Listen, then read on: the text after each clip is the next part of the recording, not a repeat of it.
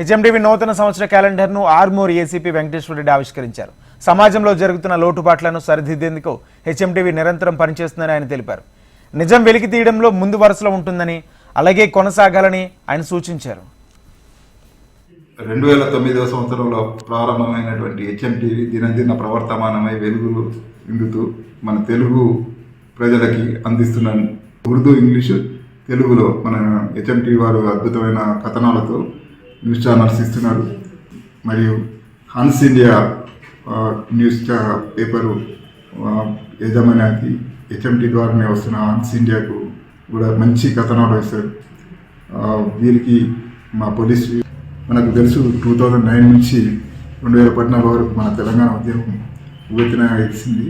ఆ టైంలో కూడా వివక్షకు తావు లేకుండా కొన్ని రాజకీయ అంశాలకు జోలుకోకుండా నిజాన్ని మనకు అందిస్తున్నటువంటి ఛానల్